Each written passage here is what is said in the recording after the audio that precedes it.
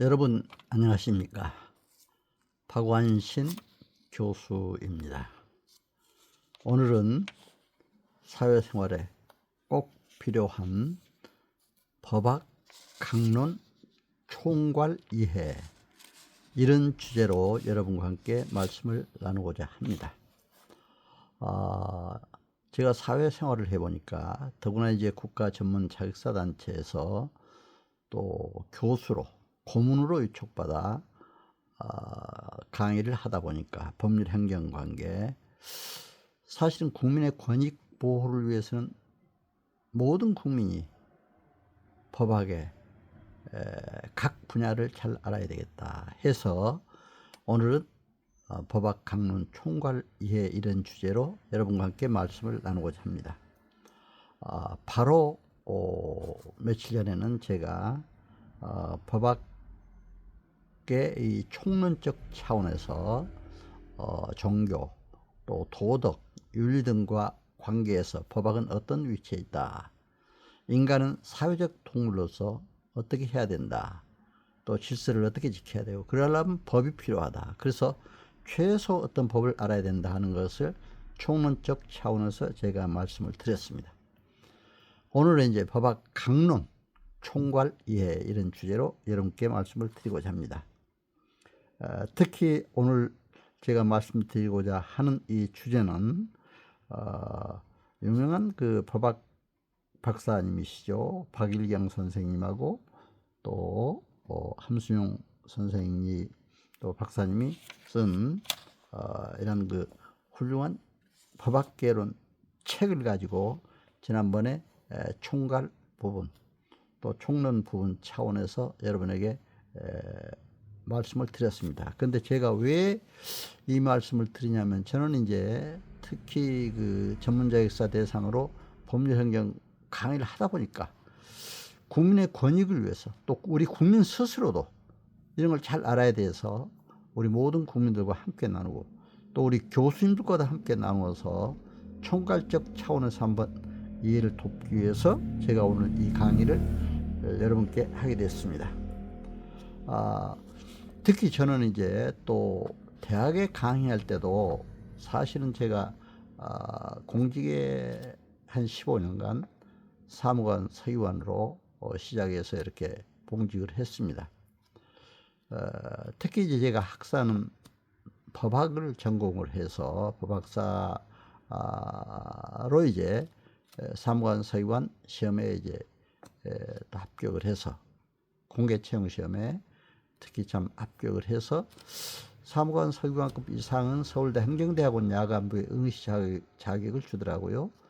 그래서 이제 시험에 봐서 합격해서 제가 최초로 제 1회로 1차로 그 석사학위를 받았습니다. 36명 들어가는데 사무관 서기관급들이 그렇게 석사를 잘 처음에 많이 못 받았어요. 한 3명 받았는데 주간에 한 8, 9명 받고 야간에 3명 1차로 받았는데, 석사는 그때 3년 동안에 다 해야 되는데 3년 동안에 받은 사람이 저희 같이 들어간 사람 중에 한 7명 받았어요. 그러니까 한 29명은 석사를 못 받고 수료로 이렇게 끝나더라고요. 그래서 참 너무 감사해요. 그래서 석사학위를 1회로 받고 이제 바로 박사학위를 했습니다. 근데 박사는 서울대학에서는 이제 위탁 교육을 받아야 되고 하기 때문에 박사학위에 합격을 했는데, 면접 시험에서 또 위탁 교육을 받을 수 있느냐고 해서 제가 그때는 또 책임자로 공직에 있었기 때문에 또 연구실장 또 방송실장 이런 그 직책을 맡아서 했기 때문에 낮에 도저히 뭐 비울 수도 없고 책임자로 있기 때문에, 그래서 마침 단국대학교에 대학원에는 이제 5시부터 그 시작한 과정이 있더라고요. 그래서 이제 거기에 박사 과정에 들어가서 한 5년 만에 제가 박사를 학위를 받았습니다. 박사도 참 받기 힘들더라고요. 그래서 이제 행정학 박사를 받았는데, 그러니까 법학과 행정학을 전공하다 보니까 또 이제 바로 법정대학 교수로 오라고 해서 법정대학에 교수로 가서 제가 대학 교재에도 법학, 행정학 또 여러 분야 경영학 분야까지 한 20여 권을 교재로 썼는데, 그렇게 교재로 써서 이제 각 대학에 출간이 되다 보니까 많은 대학에서, 여러 대학에서 그 법학 개론, 법학 강론 이런 전체 과목을 총괄하는 과목을 가지고 좀 교양 과목도 해달라고 그러고, 또 법과생들한테는 뭐 특정 법학, 헌법, 행정법 뭐 이런 과목도 강의를 하고 그랬습니다. 민법. 그래서 이제 이게 참 필요하다 해가지고 강의를 하다 보니까 특히 공직에서 이제 경험을 했고, 그렇기 때문에 제가 이제 이런 것 법학 강론 총괄 이해 차원에서 오늘 한번 여러분께 말씀을 드리고자 합니다. 법학 오늘 강론 총괄을 이렇게 주제를 잡아봤는데요.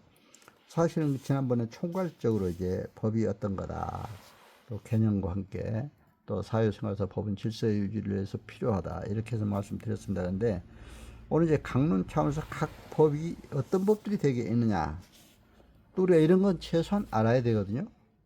그 지난 시간에도 얘기했습니다만 헌법, 바로 국가의 기본법이죠.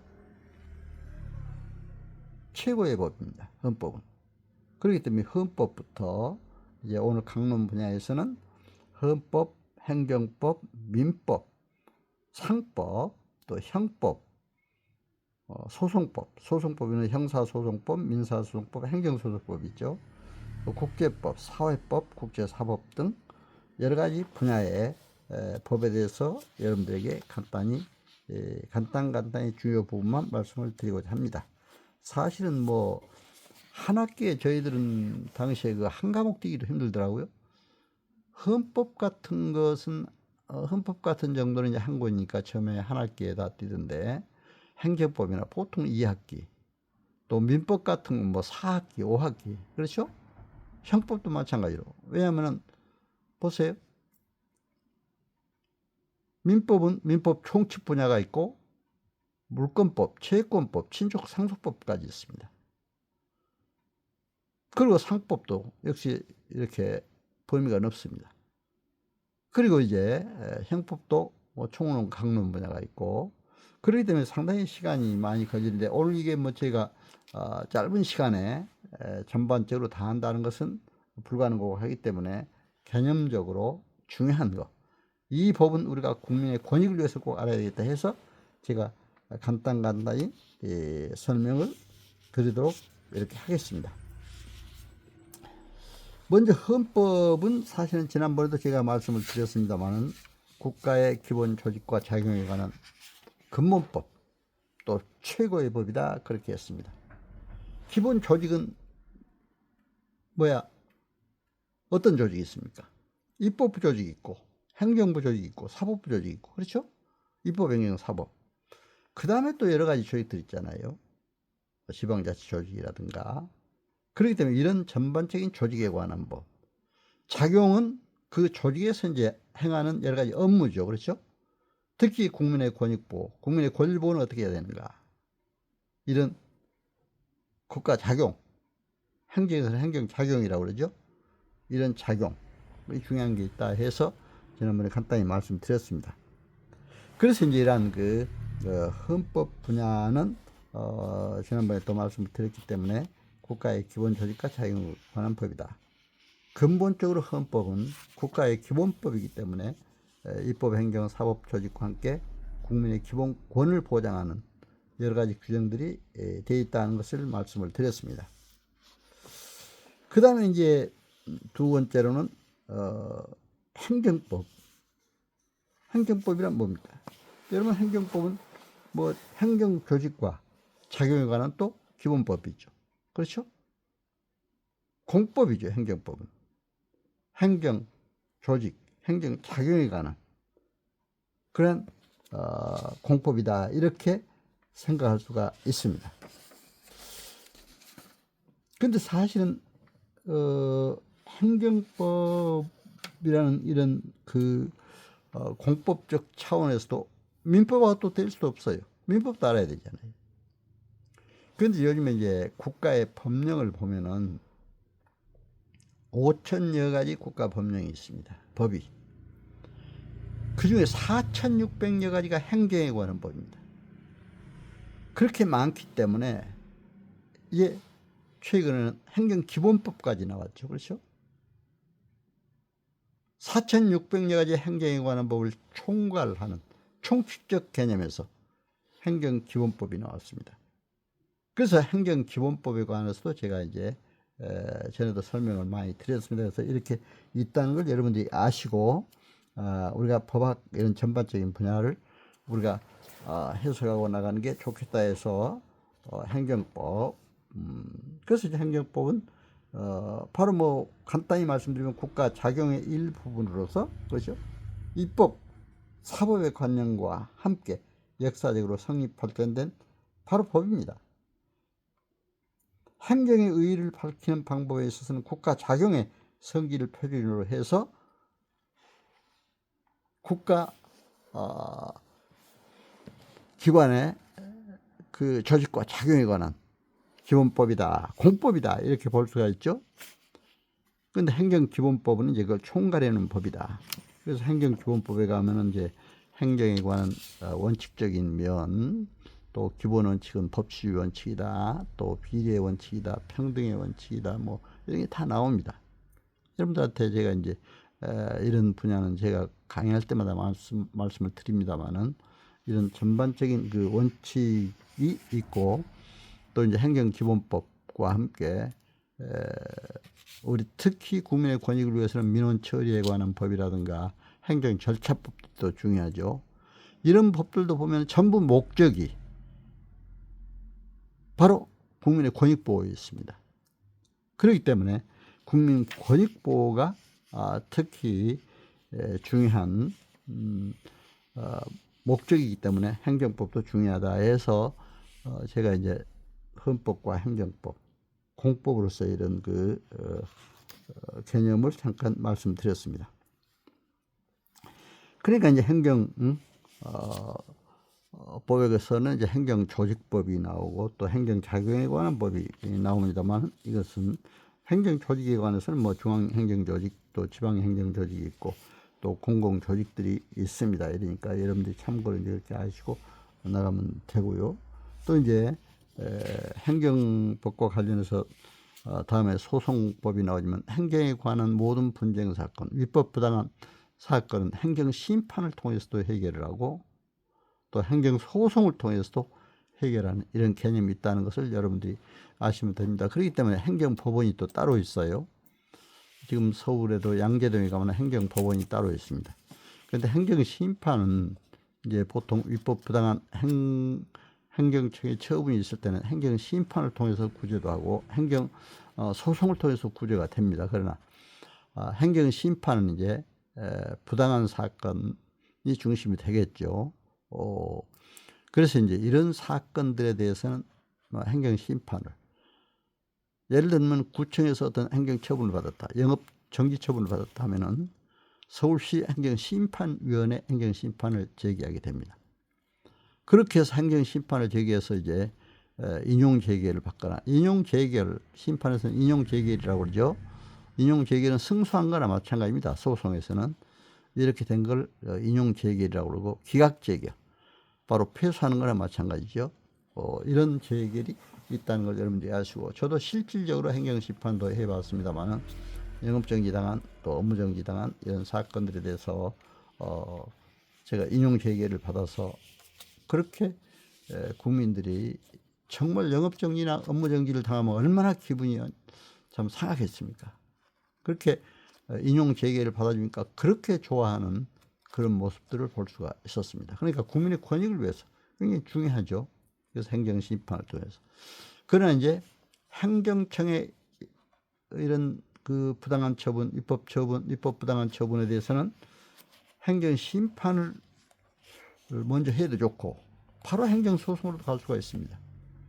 그런데 반드시 필요적 행정심판 전치주의가 적용되는 게 있다고 그랬죠. 그건 뭡니까? 그거는 바로 음주운전 면허에서 취소됐다든가. 그럼 반드시 행정심판을 먼저 받아야 됩니다.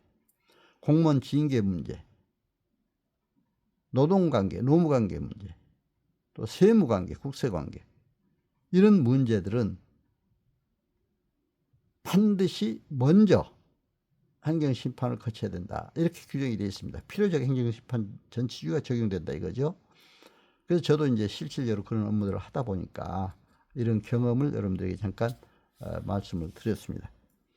그래서 이렇게 행정에 관한 법, 또 행정에 관한 기본법에서 이제 행정 소송법도 함께 이렇게 말씀을 드렸습니다. 그러면 이제 또 민법에 대해서도 한번 좀 말씀드리면, 민법은 사법이잖아요. 행정법은 공법이라고 했잖아요. 그렇죠? 민법은 사법이죠. 민법은 개인의 권리에 관한 법입니다. 또 민법은 일반 사법이라고 합니다.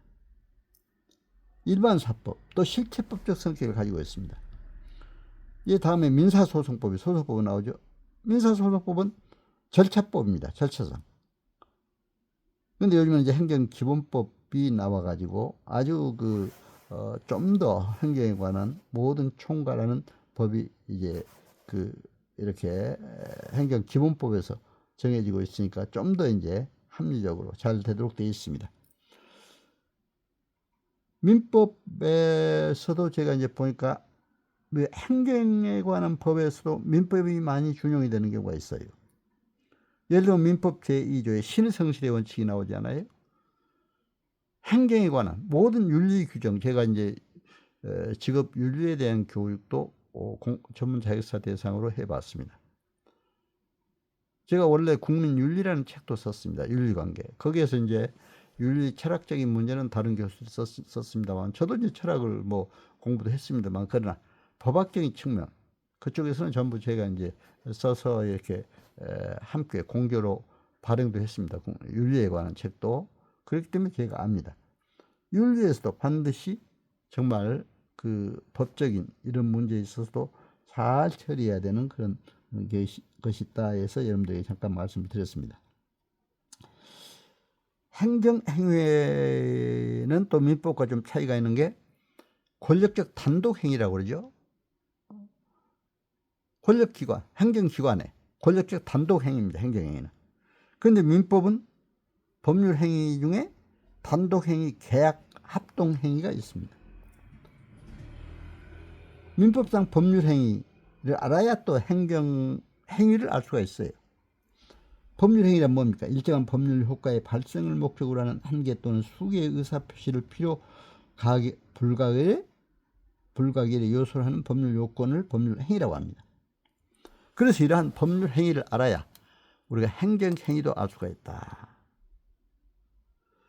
그러면 행정행위와 민법상 법률행위는 어떤 차이가 있느냐? 행정행위는 단독행위다. 그렇죠? 민법상 법률행위는 단독행위도 있고 계약도 있고 합동행위도 있다. 단독행위라는 것은 예를 들면 상대방 없는 단체행위죠. 재단법인 설립행위라든가 이런 것들은 바로 상대방 없는 단독행위. 이것은 행정사들이 또 이제 법인 설립 인허가 업무할 때 또 하고 있습니다. 계약이라는 게 뭡니까? 예를 들면 이건 공인중개사들은 계약서를 많이 쓰지 않아요? 계약이라는 건 청약과 승낙이라는 두 개의 의사표시 합치로서 성립하는 법률 행위입니다. 최근에 이제 조합 설립도 하도록 되어 있죠. 그렇기 때문에 계약은 의사의 합치가 중요하다.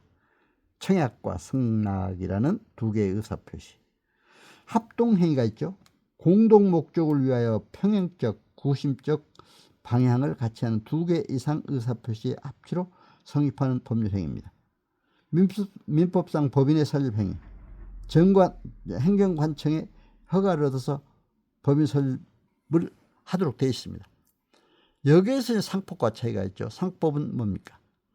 상법의 주식회사나 한명회사, 합자회사, 유한회사, 영리법인이라고 그러죠. 영리법인 설립은 등기에 함으로써 설립된다. 그렇게 되어 있습니다. 그렇기 때문에 이것은 벌써 행정법상 법인 설립 인허가 하고 차이가 있죠. 그렇죠? 그러니까 여러분들 이제 그걸 아시고 해야 된다. 그래서 이제 행정에 관한 4,600여 가지 행정기본법이 중요하기 때문에 행정기본법에 관해서는 잠깐 말씀을 드리겠습니다.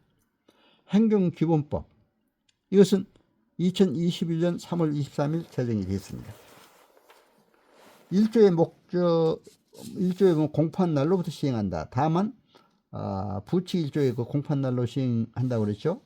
그래서 이제 그런데 행정기본법이 하도 그 중요하고 또 여러 가지 행정에 관한 의미가 있기 때문에 시행 일자가 뭐 2년이 경과한 날로부터 시행하도록 되는 것도 있었어요.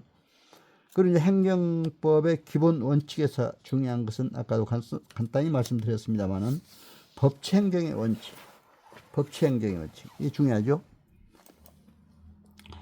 법에 합치돼야 한다. 특히 헌법에 합치돼야 한다. 평등의 원칙. 행정청은 합리적 이유 없이 국민 차별을 차별을 해서는 안 된다. 이런 얘기입니다. 그러니까 헌법상 평등의 원칙을 지켜야 된다. 그죠? 행정청이 합리적 이유라는 게 그렇기 때문에 이제 합리적 이유 이렇게 하면서 이제 민주주의 국가에서의 평등은 실질적 평등이다. 이런 개념이 있습니다. 사회주의나 공산주의 국가에서는 형식적 평등이라고 그러죠. 왜? 똑같이 하니까 똑같이 배급 주고 그러잖아요. 똑같이 세금도 물리고. 그렇기 때문에 자본주의 국가나 민주주의 국가에서는 실질적 평등입니다. 돈 많은 사람들에게는 기업주에게들은 세금을 좀 많이 물리잖아요.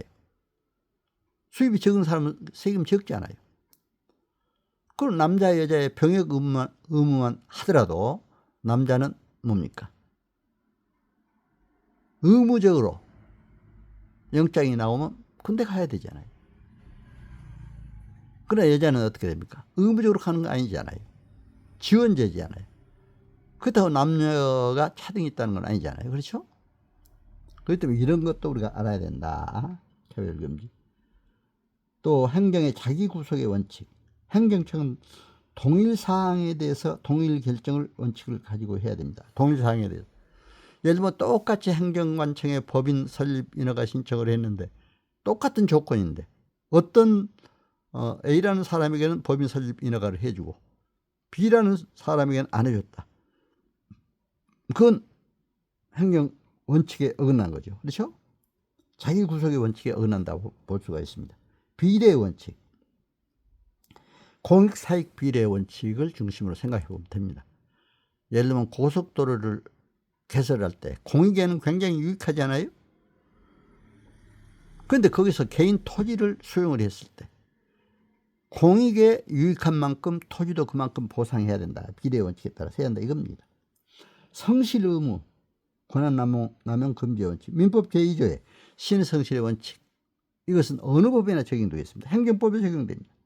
행정의 모든 공직자들의 윤리 규정에도 이게 바로 신성실의 원칙은 꼭 나옵니다. 신뢰보호의 원칙, 부당결부 금지의 원칙, 행정자금과 관련 없는 의무 부과, 예를 들면 건축허가 시에 다른 토지 기부 체납을 조건으로 했다든가 그러면 안 되잖아요. 그러니까 이런 것들을 항상 잘해야 된다. 그래서 이제 행정의 이러한 그 원칙을 지켜야 된다. 행정법에서도 이제 총괄적으로 전에 저희들 행위 배울 때는 법적합성, 공정성, 실효성, 뭐 확정성, 불가변력, 불가쟁력, 뭐 구제제도의 특수성 이런 것이 있습니다. 그래서 이런 게 있다 하는 것을 여러분들이 아시면 됩니다. 그래서 이제 행정법의 이제 기본법에서는 각종 행정기관에다든가 뭐 법령에 대한 그 해석도 하고 있고요. 또 이제 행정청의 개념도 설명을 하고 있습니다. 그러나 이번에 행정기본법에서는 적극 행정의 추진이 중심이 되고 있다. 그리고 행정기본법상 목적도 국민 권익 보호에 있다 하는 건 내가 수차 얘기했습니다. 적극 행정 추진. 지금 특히 AI 시대입니다. 그래서 요즘에는 행정안전부나 국민권익위원회에서도 디지털 행정의 발전을 위해서 많은 노력을 하고 있습니다. 온라인으로 어떤 민원이 제기되는 것도 그런 걸 해결하는 문제. 그래서 적극 행정, 이런 시대, 온라인 시대, 적극 행정 추진이 중요하다 해서 제가 잠깐 행정기본법에 관해서도 말씀을 드렸습니다.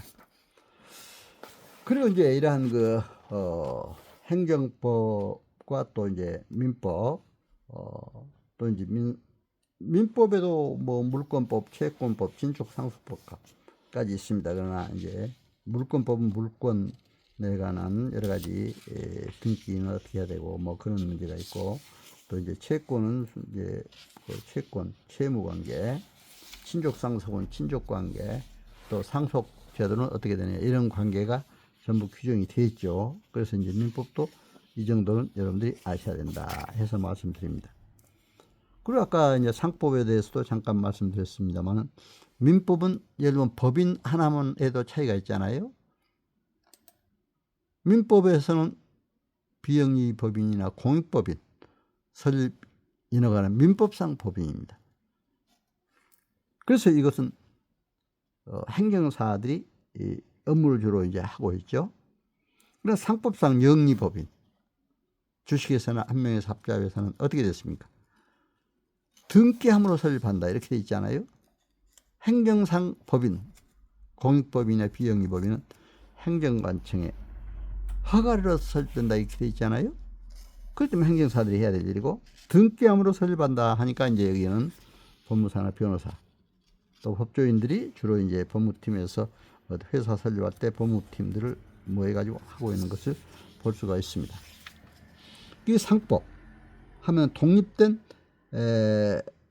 법역으로서 존재의의를 가지기 위해서는 그 개념의 정의가 필요합니다. 보통 상법이라고 할 때 실질적 의의의 상법과 형식적 의의의 상법으로 이렇게 나눌 수가 있습니다. 실질적 의의의 상법이라 하면 상법전의 내용이나 형태에 관계없이 통일적인 개념으로 기업생활관계를 규율하는 사법, 그러니까 기업생활관계를 규율하는 사법이다 이렇게 볼 수가 있죠. 실질적으로 기업생활관계, 뭐 상업관계, 기업관계. 저도 이제 기업 경영 컨설턴트로서 또 경영 지도 또 해봤습니다. 이제 주로 상법이 많이 적용되고 상법 하에서 회사를 설립하고 하는 것을 볼 수가 있었습니다. 그렇기 때문에 이런 상법 개념도 우리가 알아야 된다. 그래서 이제 기업의 여러 가지 문제, 또 기업의 주체, 또 객체, 또 상행위 문제, 행정법도 행정행위가 있듯이 이런 상행위가 있잖아요. 상행위. 마찬가지입니다. 이런 것도 우리가 알아야 되고 해서 이제 상행위를 어떻게 해야 되느냐 이제 알아야 돼서 말씀드렸습니다. 또 회사도 이제 주식회사가 있고 또 조그만 회사도 있고 이렇게 되어 있습니다. 그런데 이제 뭐 영리법인에도 아까 말씀드렸습니다만 한 명에서 합자회사, 유한회사, 뭐 이런 주식회사 이런 회사들이 있다 이렇게 볼 수가 있습니다. 한 명에서는 뭡니까? 2인 이상의 무한책임 사원으로서 조직된 회사입니다. 그렇죠? 합자회사는 뭡니까? 무한책임 사원과 유한책임 사원으로 조직되는 회사입니다. 유한책임, 무한책임 사원 함께 합자회사는 한 명에서는 무한책임 사원으로만 조직되고, 그렇죠? 주식회사는 뭡니까? 주식회사는 사원인 주주의 출자와 그 권리 의무 단위로서의 주식으로 나누어진 일정한 자본을 가지고 전 사원은 그 주식의 이제 인수 가액을 한도로 하는 출자 의무를 부담할 뿐이며 회사의 채무에 대하여 아무런 책임을 부담하지 않는 그런 회사입니다. 그러니까 주식 그 한도 내에서 책임 의무를 갖는 거죠. 또 수익도 거기에서 보게 되고 하는 것이라고 볼 수가 있습니다. 그래서 이런 주식회사가 있다. 또 보험 제도도 있다. 그렇죠? 상법상에는 보험도 이제 많은 규정을 하고 있습니다. 요즘에는 뭐 보험도 많죠. 무슨 손해보험, 화재보험, 뭐 운송보험, 해상보험, 책임보험 이렇게 보험들도 종류가 많습니다. 보험회사가 요즘에 얼마나 많습니까? 그렇기 때문에 이런 것도 알아야 된다. 또 해상 기업도 있죠. 그래서 이제 해상에 관한 것도 우리가 알아야 되는 데서 잠깐 말씀을 드렸습니다.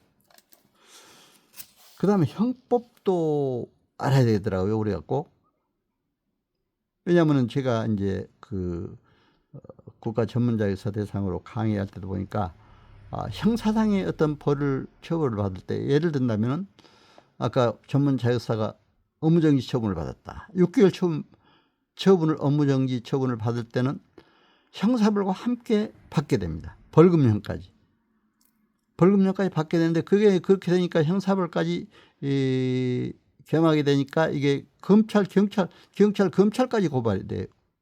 그러면 검찰까지 가서 그러면 형법도 알아야 되죠. 그런 문제가 형사상의 문제도 알아야 모든 국민의 권익을 보호하는 데 도움이 된다. 형법이란 뭡니까? 범죄의 내용과 형벌의 종류를 정한 법입니다. 이러한 내용의 행위를 범죄로 하고 그 범죄 행위자에 대하여 어떤 종류의 형벌을 과할 것인가 하는 것을 정한 법이 바로 형법입니다. 범죄의 내용 또 형벌의 종류를 정한 법이죠. 간단히 얘기하면 그러니까 어떤 내용의 행위를 범죄로 하고 그 범죄 행위자에 대하여 어떤 종류의 형벌을 과할 것인가 바로 이것이 형법입니다.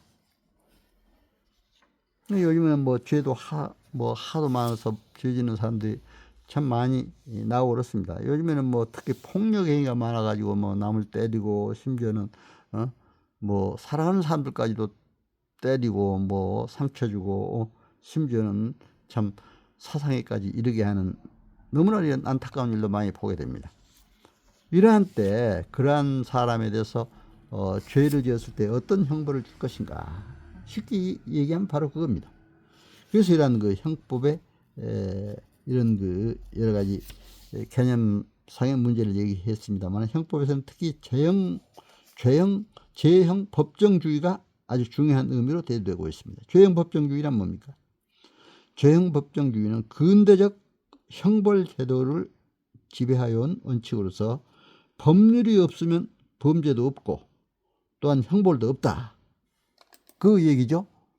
법률이 없으면 범죄도 없고 형벌도 없다. 아주 멋있는 얘기죠. 다시 말하면 어떠한 행위가 범죄가 되며 이에 대하여 어떠한 형벌을 과할 것인가를 미리 성문의 법률로서 정해놓은 원칙을 말합니다. 죄형 법정주의 반드시 법률로 미리 정해놔야 됩니다. 어떤 죄에는 어떤 형벌을 내려야 한다는 거. 그렇죠? 이것이 바로 죄형 법정주의입니다. 그러니까 저도 형법 공부를 하면서도 봤지만 이 죄형 법정주의를 굉장히 강조를 하는 걸 볼 수가 있습니다. 죄형 법정주의에 대해서 아예 그냥 시험도 막 나오고 그래요. 죄형 법정주의에서. 그래서 이런 것도 우리가 이제 알아야 된다. 그래서 이제 죄가 있으면 또 벌을 줘야 한다. 요즘에 얼마나 범죄 행위가 많습니까? 근데 형벌을 줘야 한다. 형벌이란 뭡니까? 형벌이라는 것은 즉 형벌 본질에 관하여 이제 응고 이론과 목적 이론과의 대립이 있는 것은 이미 우리가 잘 알려지고 있습니다. 목적 이론 또 응보 이론, 응보 형론. 그래서 이제 이런 거에 따라서 여러 가지 그러니까 이제 학설들이 하도 많기 때문에 형벌도 다양하게 이렇게 이제 많은 이론들이 있을 수가 대해서 말씀을 드렸습니다. 그리고 이제 소송법에도 아까 얘기했지만 형사상의 이런 문제는 형사소송법으로 그렇죠? 형사상의 문제는 형사소송법을 통해서 이제 구제가 될 수가 있고 또 이제 민사 손해배상 청구 소송이라든가 어떤 재산상의 문제 이럴 때 민사 문제로 소송이 됐을 때는 민사소송으로 해야 되고 또 행정관계에서는 이제 행정심판이나 행정소송으로 해야 된다. 그렇게 해서 이제 여러분들에게 잠깐 이렇게 말씀을 드렸습니다. 그리고 이제 이러한 소송법은 절차법이라고 했죠. 그러니까 이제 일반 실체법과 달리 절차법이다.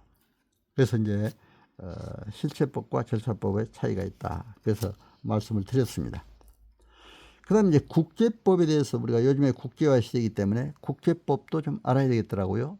저희들이 법과에 다닐 때는 국제법도 다 배우고 뭐 여러 가지 또 배웠습니다. 그런데 국제법은 국가 간의 관계와 국제 관계 및 개인의 국제 생활 관계를 규율하는 국제 사회의 법이다. 이렇게 볼 수가 있습니다. 보세요. 국가 간의 관계. 요즘에 국가 간의 관계가 얼마나 복잡합니까? 지금 여러 나라의 관계마다 복잡합니다. 거기는 국제법이 적용되는 거죠. 전쟁을 일어난 관계, 또 뭐 서로 관세 문제, 또 교류 문제, 또 서로 뭐 관광 산업도 이루어지다 보니까 국제법 관계가 얼마나 많이 적용되겠습니까? 그래서 이제 이런 국제 관계와 국제 단체, 또 국제 여러 가지 단체도 많잖아요. 국제적인, 또 개인의 국제 생활 관계를 규율하는 국제사회의 법이다. 한마디로 말해서 이렇게 얘기할 수가 있습니다. 국제법은. 다시 한번 말씀드리면 국가 간의 관계와, 국제법이란 국가 간의 관계와 국제 단체 및 개인의 국제 생활 관계를 규율하는 국제사회의 법이다. 이렇게 할 수가 있죠. 국제법은 국가 또는 국제 단체, 개인에 관하여 그 권리 의무의 관계를 규율하는 법, 이렇게 볼 수가 있습니다. 국가 간, 국가와 단체 간, 개인 간, 그렇죠? 그래서 이런 무슨 개념부터 우리가 잘 알고 나가야 된다 해서 말씀을 드렸습니다. 그래서 요즘에는 이제 유엔 국제단체도 많잖아요. 유엔도 있고, 뭐 노동기구, 국제노동기구, 여러 기구들이 많이 있습니다.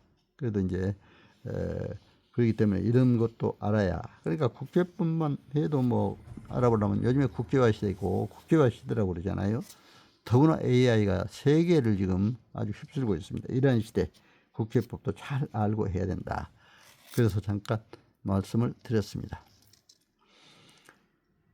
근데 이제 국제법 관련해서 요즘에 특히 저도 이제 외국에 강의를 많이 다녀봤어요. 사실은 법률 행정뿐만 아니라 경영관계, 평화, 통일 관계로 인해서, 또 제가 이제 소망교회 장로로 있기 때문에 세계 선교, 외국 선교를 위해서 미국도 통일 선교 대학을 열어서 뭐 뉴욕, 또 시카고, LA, 휴스턴 가서 남북 문제, 통일 문제, 평화 문제, 또 국제정치 문제 강의를 했고, 또 캐나다도 일주하면서 보면서 캐나다의 민주평화통일자문회 캐나다 지부에서 또 초청해가지고 저희가 캐나다를 돌면서 강의를 했고, 또 캐나다 교회 가서도 이제 제가 강의를 통일선교, 평화선교에 대해서 강의를 했고, 또 함께 저희 교회 합창단도 가서 또 찬양도 하고 그렇게 해서 아주 좋은 행사를 많이 했습니다. 아주 은혜롭게.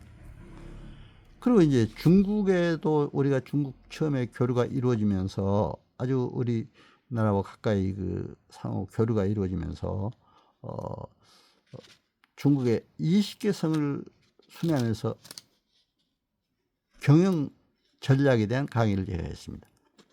그때 중국에서는 우리나라 새마을 교육을 많이 이제 아주 잘 받아들이고, 그런 모델로 해서 거기에 이제 농촌도 발전시키려고 노력을 하고 그랬습니다. 그래서 새마을 교육도 모두 같이 하면서, 새마을 교육은 제가 한 게 아니고 다른 교수들이, 또 새마을 전문 교수들이 했고, 저는 이제 경영 전략, 제가 경영 컨설턴트 자격을 가지고 있기 때문에 경영 관계로 했습니다. 그런데 그때 성장 시장들이 그렇게 열심히 됐더라고요. 노트하면서 그렇게 열심히 되는 걸 볼 수가 있었습니다.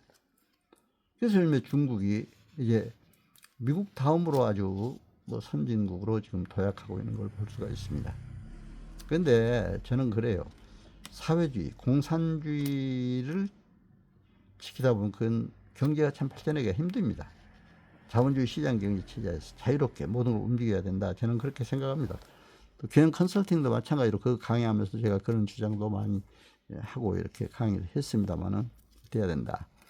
러시아에서는 이제 제가 모스크바의 교계에서 신학대학을 세웠기 때문에 교회 행정론 가지고 또 모스크바 신학대학에, 장로의 신학대학에 가서 또 이제 한 달 동안씩 강의를 했고, 중국에도 연변과학기술대학에 가서 경영전략, 또 여름 방학 때 한 달씩 가서 뭐 한 달이 아니죠. 여름방학 우리 대학 교수는 한 두어 달씩 방학을 하니까 뭐 두 달 동안 가서 이렇게 한 학기 강의를 다 해주고 했습니다. 근데 지금 그런 거 잊을 수가 없어요. 또 몽골은 우리 한민족 문화하고 뭐 유사한 면이 많아요. 몽골 울란바토르 대학도 이제 저희 교회에서 또 후원도 하고 장학금도 지급했기 때문에 제가 장학금 국방선교 부장을 할 때 장학금을 가지고 와서 또 주기도 했고, 또 몽골에 울란바토르 대학도 갔지만 몽골 그 수도에 거기도 가봤지만, 또 이제 그 징기스칸의 몽골에 그 쭉 저 몽골을 지배하면서 다녔던 그 흔적도 보면서 사막지대까지 다 돌아보고 왔었습니다.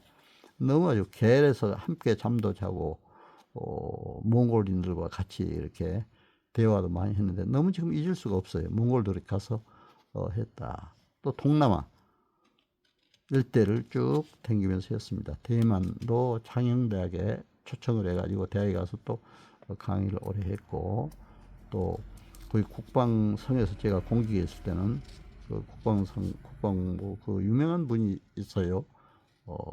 그래서 그 심전에 아주 유명한 분인데 그분이 초청을 해가지고 가서 그 대만 정부의 초청으로 아주 잘 그렇게 강의도 하고 또 그분들과 좋은 관계를 갖고 그렇게 왔습니다.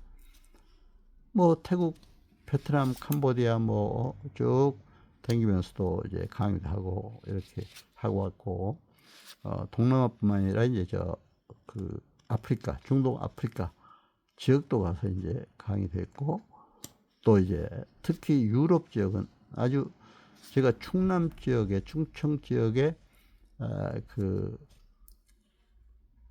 예비군 민방위 교수로 그때 임명을 받았어요.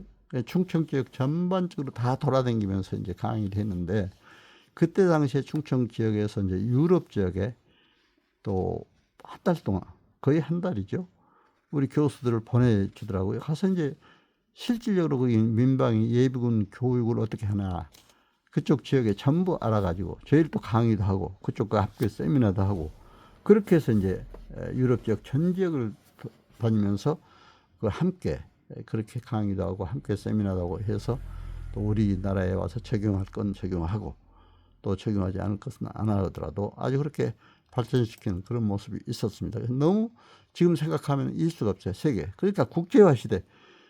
그렇게 국제화 시대, 국제사회 속에서 활동을 해야 됩니다. 이제 세계를 하나로 묶는, 세계 인류 평화를 위해서 일하는 그런 사역이 필요하다. 그래서 제가 잠깐 그러려면 국제법도 알아야 되고 국제관계도 우리가 잘 알아야 된다 해서 제가 잠깐 말씀을 드렸습니다. 이렇게 해서 이제 국제관계까지 제가 설명을 드렸고, 이제 그 마지막 분야로서는 이제 사회법, 우리나라 이제 사회법에 대해서도 또 알아야 돼요, 사실은. 그렇죠? 사회법이란 뭡니까? 시민 사회 변천도 우리가 알아야 됩니다. 봉건 사회로부터 발전하기 시작한 시민사회, 또 시민의 자유와 평등의 사상을 기반으로 하여 성립되었으며, 자유와 평등의 보장은 물론이고 개인은 법상으로 또 인격을 가지는 동시에 능력에 따라 사회활동과 자유와 모든 기회가 법적 균등하게 보장되어 있습니다. 그래서 우리가 이제 사회법, 제가 법학과 다니면서 이제 공부를 하면서도 그 사회법 이 분야를 상당히 또 관심을 가졌어요.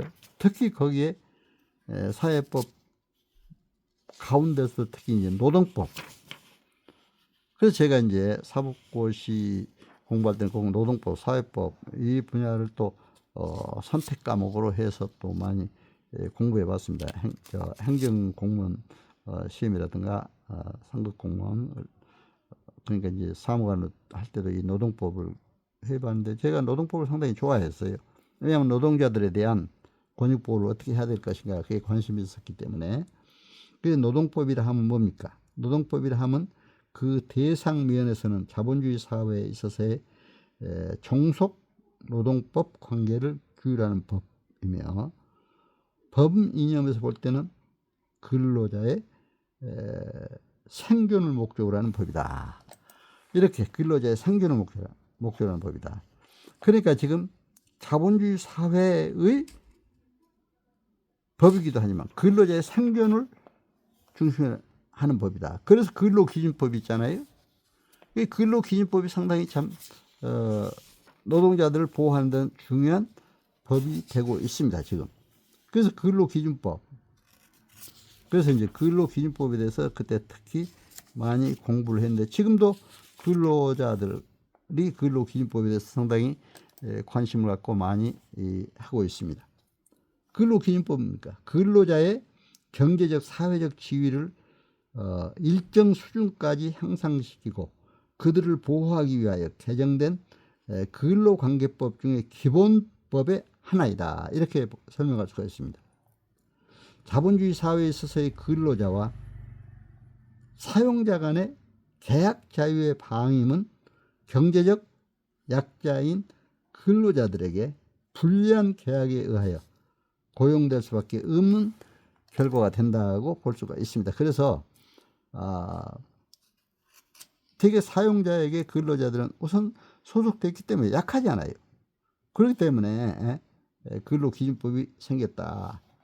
그래서 특히 저임금이라든가 장시간 노동 문제, 또 산업재해 문제, 근로환경 등의 불리한 근로 조건을 개선하고 향상시켜서 근로자들의 기본적인 생활보장을 기함을 목적으로 하는 근로기준법의 개정이 이제 항상 필요해서 요즘은 근로기준법이 많이 지금 아주 잘 개정이 돼서 이렇게 나온 걸 볼 수가 있습니다. 근로자들 중심으로 많이 이렇게 나오고 있죠. 그리고 이제 경제법이 또 있죠. 그렇죠. 산업혁명을 전후한 초기 자본주의 사회에 있어서의 경제 질서는 아담 스미스가 있었잖아요. 아담 스미스의 자유방임주의에 기초하여 기초를 두어서 보이지 않는 손에 의하여 사경제 주체의 자유로운 활동에 의하여 유지되어 왔습니다. 그러나 산업사회의 급속한 발전은 거대한 독점 자본을 형성하게 됨에 따라서 사경제에 대한 자유방임은 국민의 복리와 건전한 경제 발전을 저해하게 돼서 여기에서 국가는 사경제에 깊이 개입하여 이를 규제하고 또한 제한하게 이르렀습니다. 이와 같이 국가가 경제에 관여하여 이제 독과점 기업에 의한 횡포와 또 경제적 폐해를 방지하고 국민 복리를 증진하기 위해서 나타나게 된 것이 바로 경제법입니다. 그러니까 국민 복지, 요즘에 복지사회, 복지사회, 복지를 굉장히 주장하고 있습니다. 사실 국민 복지가 중요하죠. 그래서 사회보장법이 또 나오게 된 거죠. 그렇죠? 사회보장법, 국민 복지를 생각하는 사회보장법이 나왔습니다. 우리나라 헌법은 모든 국민은 인간다운 생활을 할 권리를 가진다. 그렇게 되어 있습니다. 인간다운 생활을 할. 그러면서 국가는 사회보장, 사회복지의 증진에 노력할 의무를 진다. 사회복지. 사회보장, 사회복지. 그렇기 때문에 사회보장법, 사회복지에 관한 그런 국민들에게 필요한 이런 문제가 나오게 됐다. 이렇게 볼 수가 있습니다. 그리고 이제 또 국제사법이라고 있죠. 마지막으로 국제사법. 국제사법이란 뭡니까? 국제사법이라는 것은 사회적 사법관계에 적용할 사법을 지정하는 법규를 말한다. 이렇게 규정을 하고 있습니다. 교재에서는. 그래서 사회적 사법관계에 적용될 사법은 그 생활관계에 있어서 한 국가의 법률만을 적용함으로써 해결되는 것이 있고, 또 한편으로는 외국의 법규를 적용하여야 하는 것도 있기 때문에 국제사법이란 내외 사법의 적용 범위를 결정하는 법규라고 할 수가 있습니다. 그러니까 국제사법은 자국의 어떤 법만 가지고는 해석되는 게 아니고 또 외국의 법까지 적용해야 될 그런 외국의 사법까지도 같이 적용해야 될 그런 것이 많다. 이렇게 해서 이제 말씀을 드린 겁니다. 최근에 국제 교류에 있어서 많은 사회주의 국가들에서 이르기까지 사회적 생활관계가 급속하게 발전되고 있습니다. 특히 외자 도입이라든가 경제협력, 또 해외 취업, 해외 어떤 투자라든가 또 상행위, 또 어업, 또 해운, 국제 결혼, 입양 등 수많은 이제 사회적 사법 관계의 생활이 복잡하게 이루어지고 있다는 것을 알 수가 있습니다. 그 요즘에 입양도 국제관계 입양도 많아지고 그렇죠? 해외 취업도 해야 되고 얼마나 요즘에 외국 가서 취업 우리나라 외국인 취업들이 많이 오고 있잖아요. 그래서 우리는 이런 것들을 다 알아야 됩니다. 사실은 국제사법도 외국인들이 우리나라에 와서 취업할 때 어떻게 할 것인가. 우리나라 사람들이 외국에 가서 또 취업을 하고 생활할 때 어떻게 할 것인가. 그래서 이제 이러한 그 사법관계, 바로 사회적 사법관계란 사회적인 생활관계를 규율하는 사법관계를 말하면서 또 국내적 생활관계를 규정하는 국내적 사법관계와 대립한다고도 볼 수가 있습니다. 예를 들면 우리나라의 남녀가 국내에서 결혼을 한 경우는 국내적 사법관계로서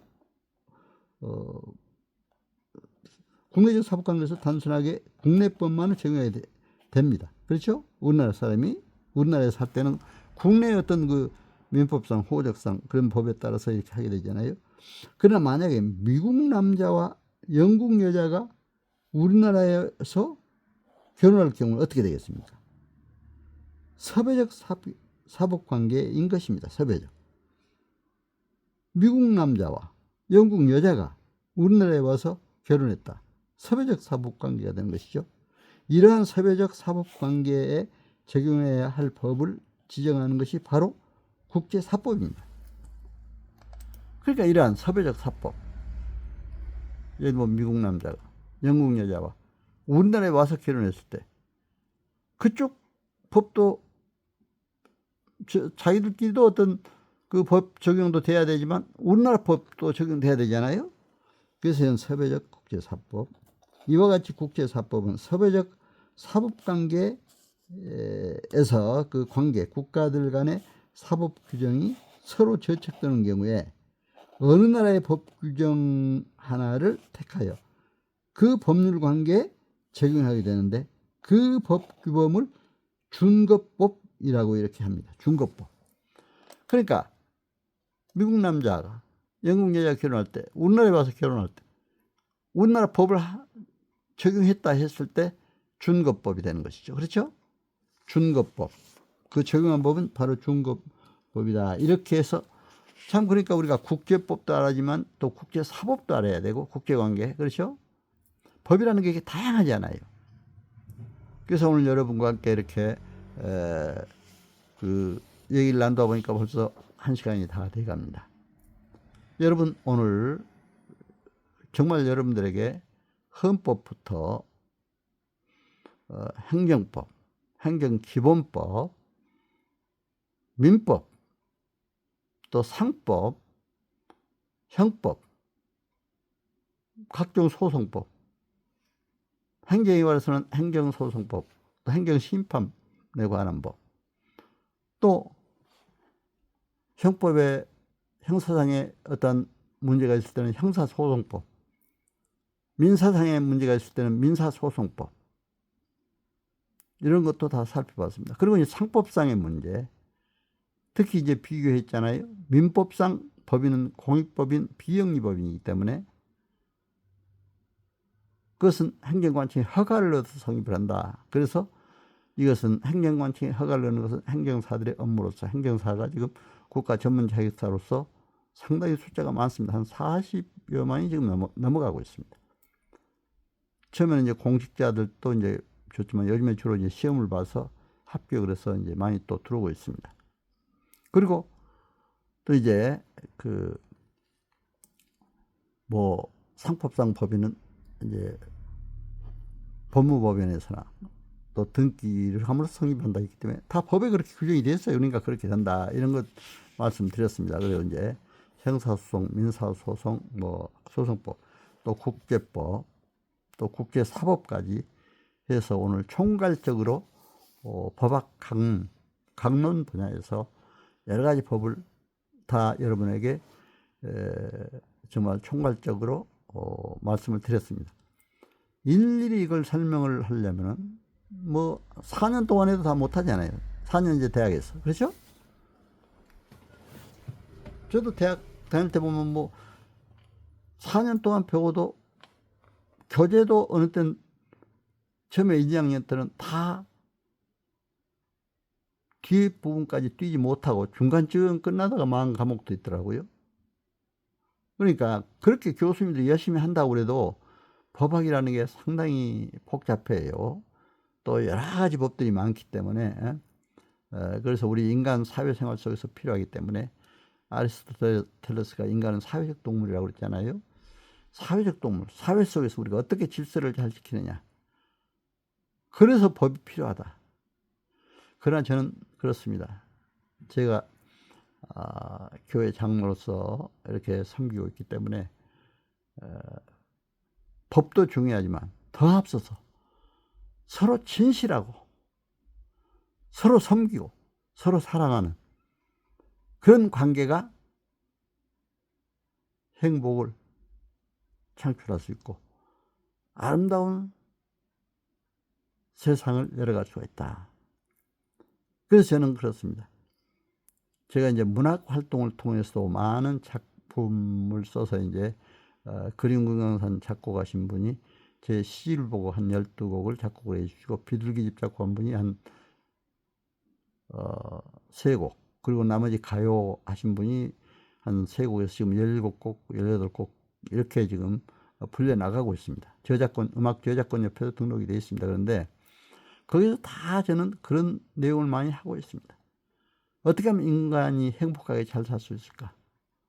법도 중요하지만 서로 사랑하고 서로 겸손하고 서로 섬기고 진실하고 선한 사회 또 평화로 하나 되는 사회 갈등하지 말고 미워하지 말고 그래서 우리나라가 가장 앞으로 우리가 서로 해야 될 것이 서로가 미워하지 말고 갈등하지 말고 싸우지 말고 다투지 말고 평화로 하나 됐으면 하는 마음이 간절합니다.